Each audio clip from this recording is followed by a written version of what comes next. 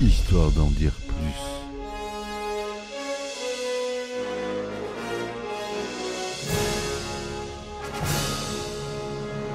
Eh ben attendez, on est en France. Allez, cul sec. Hop.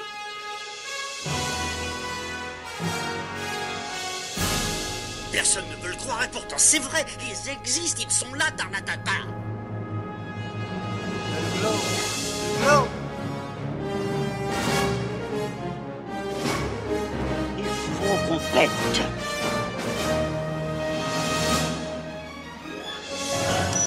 Voyons, circuit branché, correcteur temporel temporisé.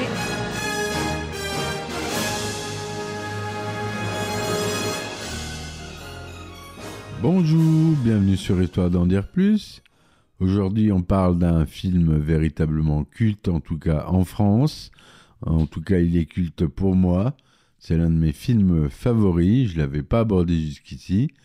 Je vais vous laisser deviner avec une petite bande son. Je vous laisse écouter. Vous voulez un whisky? Oh, juste un doigt. Vous voulez pas un whisky d'abord? Voilà, vous aurez sûrement reconnu La Cité de la Peur de notre cher Les Nuls. Merci, on y va. C'est parti mon kiki. Alors, La Cité de la Peur, ou le titre long, La Cité de la Peur, une comédie familiale. C'est une comédie policière française, écrite par le trio comique Les Nuls, que j'ai abordé sur un podcast que je vous invite à écouter, et réalisée par Alain Berberian, sorti en 1994. Le film dure 93 minutes. L'histoire se déroule dans les années 90, durant les festivals de Cannes. Les projectionnistes d'un mauvais film d'horreur, nommé Red is Dead, sont assassinés successivement par un mystérieux tueur armé d'un marteau et une faucille, comme dans le film. L'attachée de presse du film, Odile Deray, jouée par Chantal Lobby, comprend rapidement l'intérêt de ces meurtres pour la notoriété du film. Elle fait venir l'acteur principal, Simon Jérémy, joué par Dominique Farrugia, et engage un garde du corps, Serge Karamazov, qui est joué par Alain Chabat. On a aussi le commissaire Bialès, qui est joué par Gérard Darmon, qui est chargé d'enquêter sur ces meurtres. Je vous ai cité déjà quelques grands noms comme acteurs, vous allez voir qu'il y en a d'autres. Le synopsis plus détaillé du film.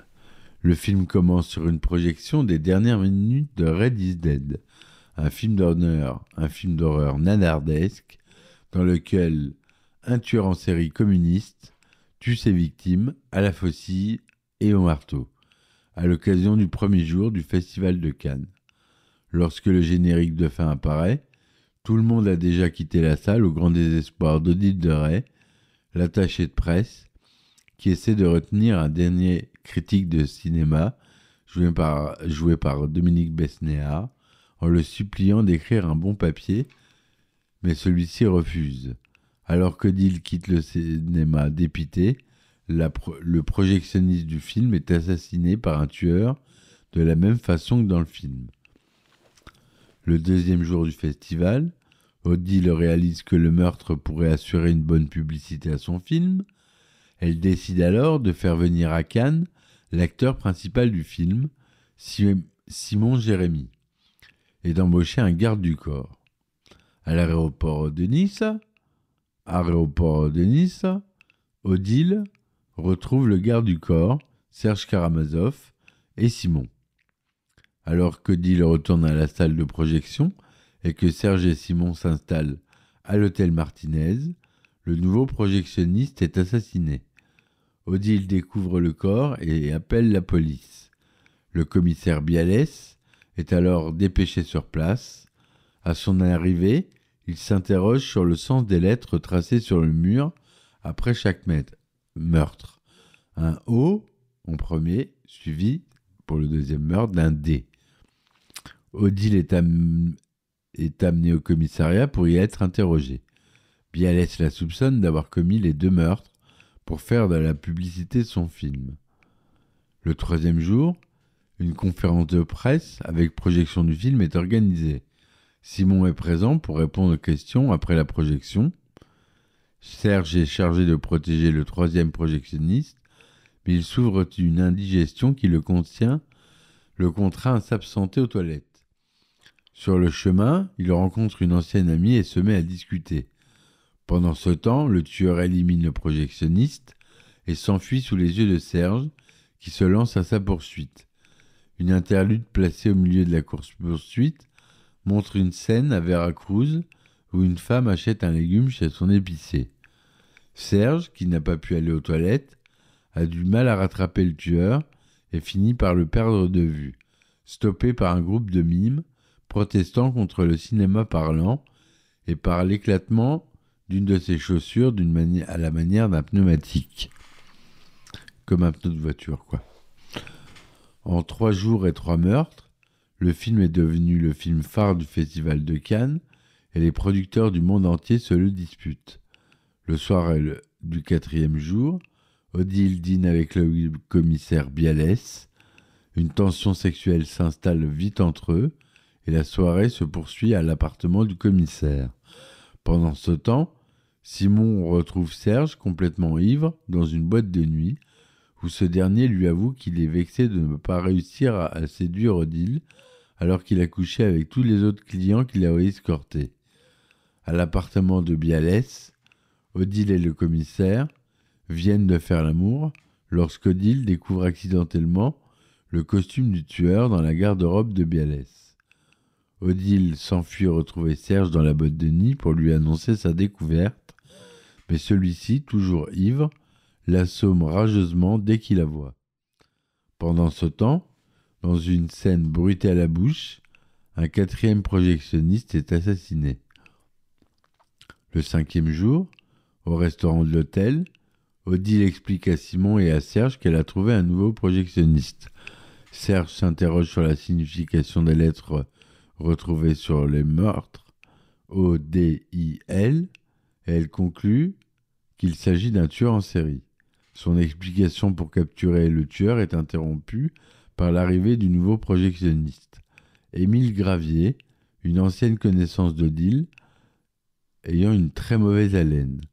Le soir, Odile, Simon, Serge et Émile arrivent en limousine et s'apprêtent à monter les fameuses marches du festival de Cannes. Odile propose un chewing-gum à Émile, ce qui lui rappelle une scène similaire en flashback où Odile oublia son dîner prévu avec Émile, secrètement amoureux d'elle. Les 4 compères montent les marches lorsque Jean-Paul Martoni, un homme politique soupçonné de meurtre d'un député écologiste, est reconnu sur les marches et sort une arme pour s'engouffrer dans le palais du festival. Alors qu'il gravit les marches, Émile s'évanouit sous l'effet du stress. Alors qu'Odile panique de ne plus avoir de projectionniste, Simon se propose pour projeter Red is Dead. Il voulait devenir projectionniste, mais son père l'a forcé à faire acteur. Tandis que Simon prépare le projecteur, Odile demande à Serge de faire patienter le public. Serge commence alors un numéro improvisé de danse carioca, rapidement accompagné par le commissaire Bialès, qui adore cette chanson. Finalement, le film peut démarrer et le duo quitte la scène sous les applaudissements. Bialès part à la recherche de Martoni. Dans la salle de projection, Simon est attaqué par Émile, qui lui révèle avoir accompli tous les meurtres afin d'attirer l'attention d'Odile. Pendant leur combat, Émile heurte le projecteur et lance par inadvertance la dernière bobine. Horrifié, Odile ordonne à Serge d'aller voir ce qui se passe. Arrivé dans la salle de projection, Serge se rue sur Simon, pensant qu'il est le tueur, laissant Émile s'enfuir. Mais celui-ci est aussitôt attrapé avec une tapette à souris géante installée par Serge. Humour zaz. Odile, la police et Bialès arrivent sur place et prennent conscience de la situation.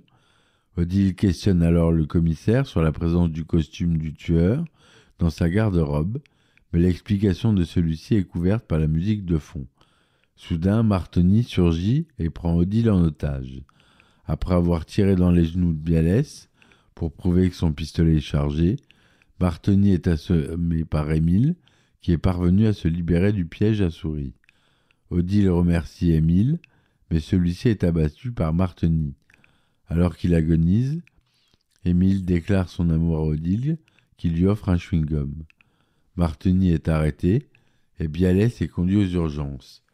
Il rassure Odile en lui affirmant qu'il pourra de nouveau marcher, mais elle le raboue en lui disant que c'est pour le film qu'elle s'inquiète. Odile retrouve ensuite Serge et Simon pour dîner ensemble. En partant, Serge s'interroge une dernière fois sur la signification des lettres sur les meurtres. ODIL, ils n'avaient pas compris que c'était Odile. Les pauvres. 2 séquences sont insérées dans le générique du film.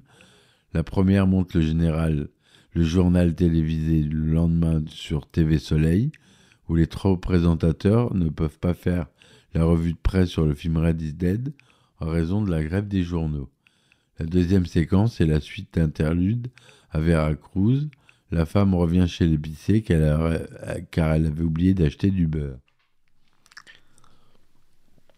Voilà le résumé de ce film complètement fou, un film à la Zaz. Le titre, on l'a dit. La réalisation, on l'a dit aussi, c'est Alain Barbérian. Le scénario est des nuls, hein, donc Alain Chabat, Dominique Farrugia et Chantal Lobby. À la musique, on a Philippe Chani. C'est produit par Téléma, Studio Canal+, France 3 Cinéma et M6 Film. Mais c'est TF1 Studio qui a sorti la version restaurée 2019 en 4K, que j'ai. Et la société de distribution, c'est AMLF, Studio Canal pour la version restaurée de 2019.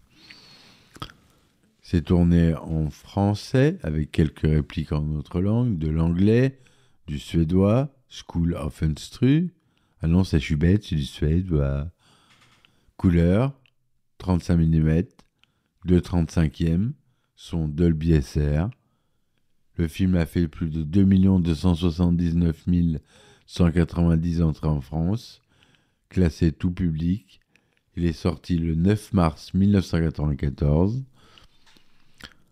Pour la distribution, on a Serge Karamazov qui est joué par Alain Chabat, Chantal Lobby joue Odile Doré, Dominique Farrugia il joue Simon Jérémy, Gérard Darmon, commissaire Bialès, Sam Carman joue Émile Gravier, on a Hélène de Fougerolles qui joue Sandy, Tchéky Cario, le premier projectionniste, Daniel Gélin, le deuxième projectionniste, Jean-Pierre Bacry, le troisième projectionniste, et Eddie Mitchell pour finir, le quatrième projectionniste. On a Valérie Lemercier en caméo pour la veuve de Monsieur Jacques. On l'a dit, on a Dominique Besnéard, le journaliste à la sortie du cinéma. Et on a même Michel Hazanavicius qui joue Régis. Bruno Carrette fait une apparition posthume au Festival de Cannes dans un film d'archives où il interprète son personnage de Mizou Mizou en hommage à l'acteur du Quatuor Les Nuls, mort 5 ans plus tôt. Plusieurs invités spéciaux font également une apparition dans le film. Rosanna Arquette, Pierre Lescure, Daniel Toscan du Plantier, Dave, Patrice Laffont, Thomas Hughes, Olivier Doran, James Cameron et Jennifer Ayash. La fille de Chantal Lobby fait une apparition dans le film en passant devant Odile de Ray lorsque celle-ci vient de se faire voler le contenu de son sac à la sortie du cinéma, où se déroule la conférence de presse de Red is Dead. Le père d'Alain Chabat et celui de Dominique Farrugia, Maurice et Paul, interprètent 2 clients installés près d'Odile et Bialès au restaurant. Sophie Mounico perturbe la conférence de presse d'Odile de Ray avant de se faire sèchement rappeler à l'ordre. Sophie Mounico qu'on a vu dans H. Le film, initialement intitulé La Cité de la Peur, était initialement proposé à Claude Berry, qui avait déjà côtoyé le groupe sur Canal+, mais celui-ci préfère ne pas s'en occuper, jugeant le film un peu débile. Finalement, la réalisation est confiée à Alain Berberian, qui réalisait déjà les clips des fausses publicités et les parodies de bandes-annonces du groupe comique. Valérie Lemercier, qui interprète la veuve du premier projectionniste, a été remplacée par sa sœur Aude durant le tournage du film. J'ai eu un petit coup de mou pendant le tournage. J'ai avalé un tube entier de médicaments. J'ai oublié pour la première fois de ma carrière d'aller tourner. Ma petite sœur a été stagiaire sur le script et du coup elle m'a remplacé. Pierre Lescure est passé sur le tournage et disait « Mais quoi ? Vous avez la Valérie Lemercier dans le film et vous ne faites pas de gros plans ?» Alors ils lui ont expliqué que c'était pas moi, donc il y a juste un plan où c'est ma sœur. Gérard Lanvin devait participer au film, mais en a été empêché par une blessure. Comme le précise avec humour le générique de fin, Gérard Lanvin coupé au tendon. À sa sortie, le film a été mal accueilli par la presse. Pourtant, le long métrage a engrangé, comme on l'a dit, quasiment 2,3 millions d'entrées au printemps 1994 et sa popularité est restée importante dans les années suivantes, certains commentateurs parlant notamment de raz-de-marée audiovisuel. Pour ses 25 ans, en 2019, le film a été ressorti en salle après avoir été diffusé au Festival de Cannes. Une petite édition vidéo pour les 15 ans du film en 2009. Les nuls décident de sortir une édition collector dans un coffret en forme de bobine de film en édition limitée à 1500 exemplaires, contenant le film remasterisé et des bonus exclusifs. Malheureusement, je n'ai pas ce coffret collector. La Cité de la Peur est un exemple de film contenant un film, Red is Dead, communément appelé une mise en abîme. L'annonce de la scène bruitée à la bouche débute très exactement à 1h, 0 minutes, 0 secondes. Un timing parfait qui se fait penser aux annonces de pause avec entracte lors des projections de très longs films. Les 5 projectionnistes sont tous au téléphone et prononcent tous des phrases en rapport avec la mort avant de se faire assassiner ou de manquer de l'être. Le premier va dire « C'était mortel aujourd'hui » à propos du manteau d'Hermine, plutôt crevé que de vendre la caravane. Le deuxième dit, en échangeant des mièvreries avec sa femme au téléphone, « Tu sais que tu me tues ?» Le 3, toujours au téléphone avec sa femme, « Mais non, c'est pas la mort, je vais mourir dans 2 minutes. » Le 4e, également au téléphone, « Plaie d'argent n'est pas mortel. Ce boulot, c'est la chance de ma vie, j'y crois à mort. » Projectionniste 5, « Mais papa, il y a des gens qui tueraient pour avoir ce job. » Si les 4 premières conversations au téléphone se terminent par « ça va couper », à l'exception du 4e dû au mauvais doublage dans la scène bruitée à la bouche, mais le doubleur se fait recadrer par son collègue. Le dernier, Simon Jérémy, qui dit « Attends, ne coupe pas », va affronter le tueur et restera en vie. Dans le générique final, parmi la liste des membres de l'équipe de tournage, sont insérés à la suite certains noms dont le nom du métier se termine en man, Perchman ou Groupman.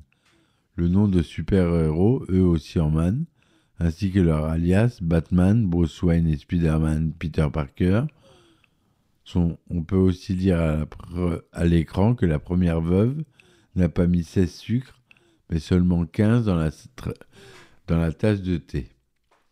Le nom Odile de Rey fait référence à Gilles de Rais, un des plus anciens tueurs en série français, connu en rapport avec le thème du film. Le nom est aussi un jeu de mots avec l'île française, l'île de Ré. L'humour employé dans ce film est comparable, comme je l'ai dit, au film des Zaz, le trio américain de David Zucker, Jim Abrahams et Jerry Zucker, que j'ai déjà évoqué lors de mes podcasts, qui utilise beaucoup de gags visuels et de non-sens. Le délinquant Jean-Paul Marteny, évoqué dans le film, peut évoquer Jean-Dominique Frateni.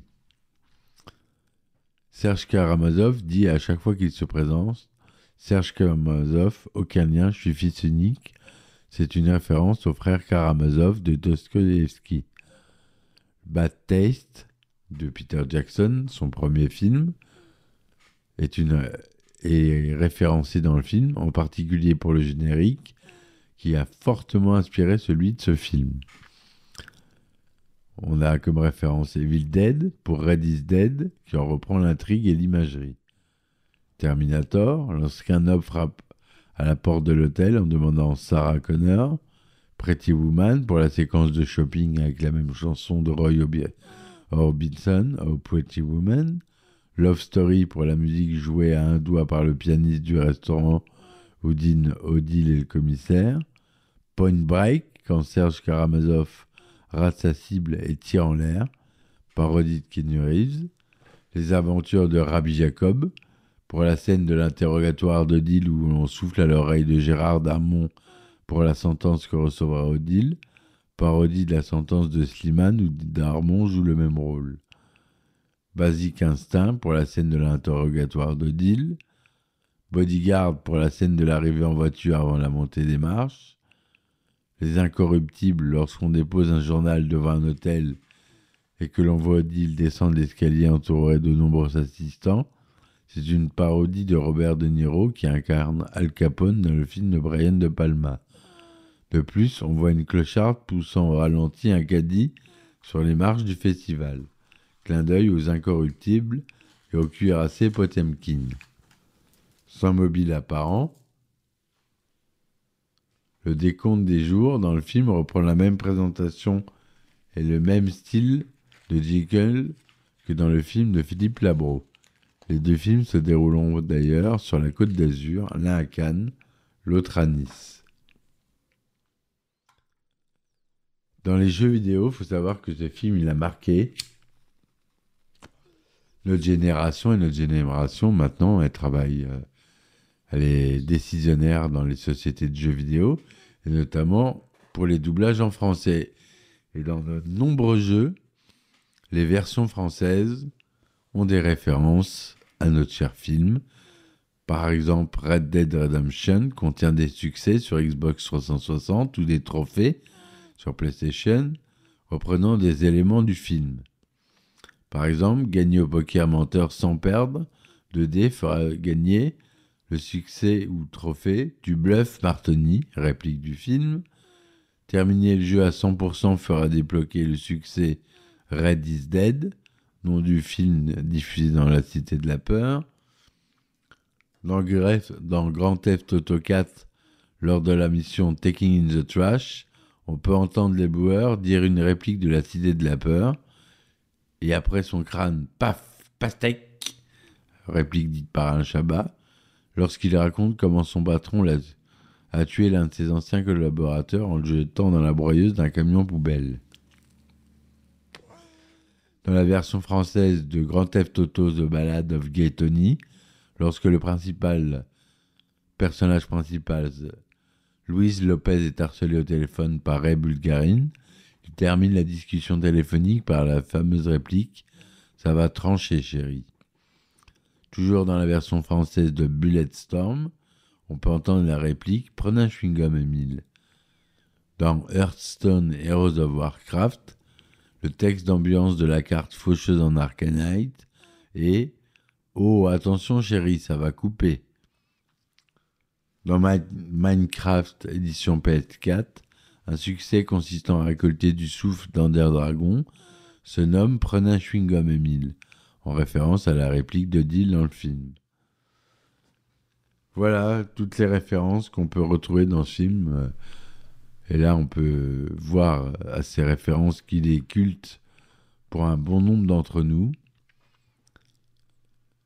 J'espère que cette chronique vous aura plu. N'hésitez pas à me supporter sur mes différents supports, tels que Tipeee, Ulule, Patreon. Vous avez des épisodes inédits sur Patreon. Parlez-en autour de vous pour ceux qui aiment le cinéma. Ça peut les intéresser. Merci de m'avoir écouté. Je vous dis à très vite pour une nouvelle chronique. Et puis, à ciao. Histoire d'en dire plus.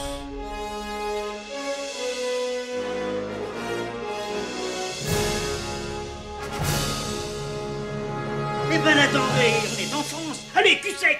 Hop.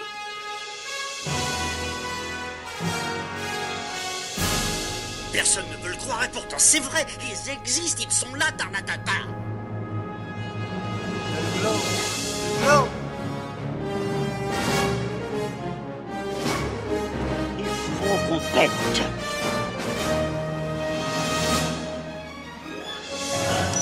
Voyons, circuit branché, correcteur temporel temporisé,